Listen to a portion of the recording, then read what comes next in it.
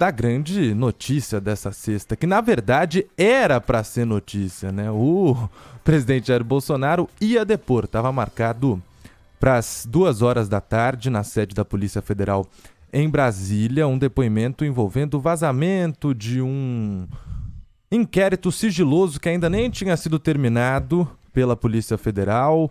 O presidente chegou a postar um link disso, abriram um inquérito para investigar esse possível vazamento.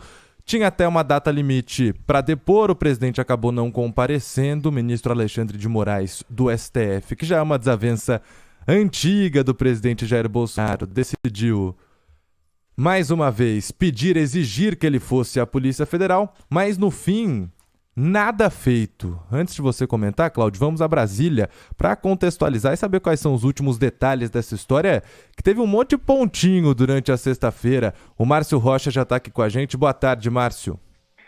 Oi, boa tarde para vocês, boa tarde a todo mundo que nos acompanha. Pois é, a gente teve uma sexta-feira extremamente cansativa, né, de idas e vindas aí com essa questão do presidente Jair Bolsonaro, mas a informação de momento é que o ministro Alexandre de Moraes negou o pedido do presidente, né, de não prestar esse depoimento de forma presencial no inquérito que investiga exatamente os vazamentos de um processo sigiloso. Então, manteve a decisão de que ele seja ouvido pela Polícia Federal de forma presencial. E nesse processo, Alexandre de Moraes alegou que o prazo para o depoimento terminou em dezembro e foi prorrogado a pedido do presidente, que concordou expressamente em comparecer. E por isso alegou que o pedido feito pela Advocacia Geral da União acabou chegando fora do prazo e que assim o presidente, a determinação de que Bolsonaro preste depoimento foi mantida. Moraes também alegou que o pedido foi apresentado apenas 11 minutos antes do horário marcado para o depoimento, que está marcado para as 2 horas da tarde desta sexta-feira,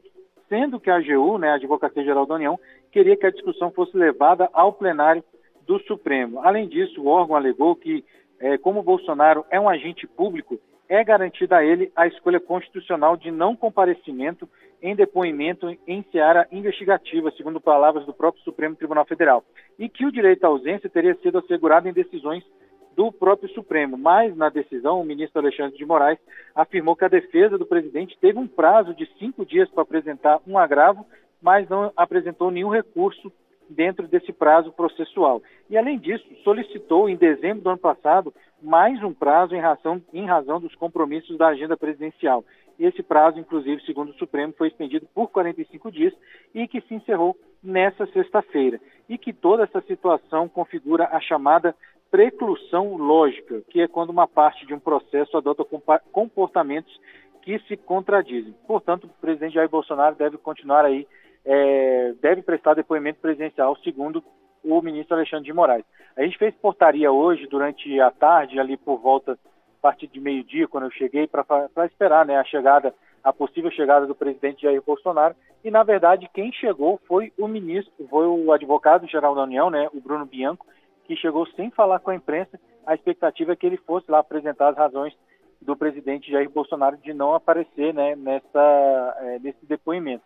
Ele entrou e saiu sem dar declarações. E no mesmo horário que o Bruno Bianco chegou e também no mesmo horário que o presidente Jair Bolsonaro deveria ter feito esse depoimento, prestado esse depoimento, ele estava aqui no Palácio do Planalto. Por quê? Porque aqui no Palácio do Planalto, quando a bandeira nacional está hasteada, significa que o presidente está presente. E no momento do depoimento, que deveria ter sido prestado esse depoimento, a bandeira nacional estava hasteada aqui no Palácio do Planalto. Nesse momento também, o presidente Jair Bolsonaro está no Palácio da Alvorada, que é a sede, a residência oficial da Presidência da República. Então a gente acompanha para saber como é que vão ser os próximos passos, se vamos ter um novo agravo da Advocacia Geral da União, se o presidente vai concordar mesmo em prestar esse depoimento. A gente segue acompanhando esse caso aqui de Brasília.